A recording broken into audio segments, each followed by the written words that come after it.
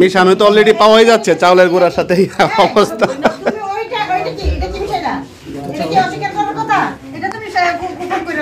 মনে করি এটা কি করছো? এই যে চাউল এটা কি? এইটা কি? এই তার হচ্ছে এই দুইটা মেশিন জব্দ করব। এটা ওয়ার্কশপ থেকে লোক আনেন, এগুলা খুলে নিয়ে যাব। জি এই রায়হান আরো মিল আছে জিও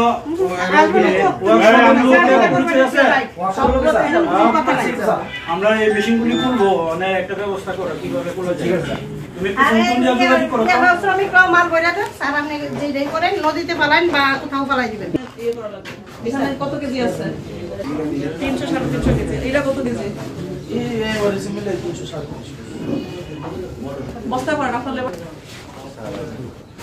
এমনি তো কয়দিন আগে তো বেরে এসে গেছে চলে যাবেন না লেবার আসতে হবে। এই ও কই যায়? যাব না এটা দেখেন অনেক কষ্ট জানেন ভিতরে থাকো।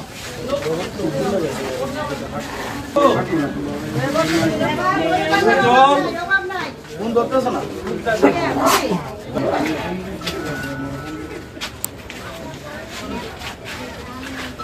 Acnon soap, দেশের নাম্বার 1 হালাল অ্যান্টিব্যাকটেরিয়াল সোপ, ন্যাচারাল ব্যাকটেরিয়ালাইসিসের সুরক্ষায় ফ্রেশ ও অ্যাক্টিভ সব সময়। ভৈরব পৌরসভার আওতায় আমাদের বাজার এলাকাতে গনিমিয়ার পট্টিতে অবস্থিত একটি মশলা ভাঙানোর দোকানে আজকে অভিযান পরিচালনা করা হয়েছে ভোক্তা অধিকার সংরক্ষণ আইন 2009-এর আওতায়। অভিযান চলাকালীন সেখানে আমরা খাবার অনুপযোগী হলুদ এবং খাবার অনুপযোগী চালের সাথে মিশ্রণ করে হলুদের গুঁড়া ভাঙানো অবস্থায় আমরা দেখতে পেয়েছি। পাশাপাশি ধনিয়ার সাথে পুরা মিশ্রিত অবস্থায় আমরা ভাঙানো অবস্থায় সেখানে পেয়েছি।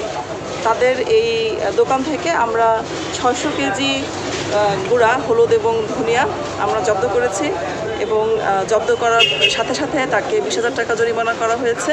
জব্দকৃত মালামাল খাবার অনুপযোগী বিধায় পরিবেশের যাতে কোনো ক্ষতি না হয় সেই কথা বিবেচনায় রেখে এই মালামাল ধ্বংস করা হয়েছে এবং এটা আমাদের আসলে যারা খাদ্যদ্রব্যের ব্যবসার সাথে জড়িত তাদের প্রতি আমাদের একটা মেসেজ যে আমরা যাতে কখনোই ব্যবসায় কোনো অবৈধ পন্থা অবলম্বন না করি এবং আমরা যাতে নিরাপদ খাদ্য গ্রহণ করতে পারি সেই বিষয়ে আমরা যাতে সবাই সতর্ক থাকি এবং সচেতন থাকি।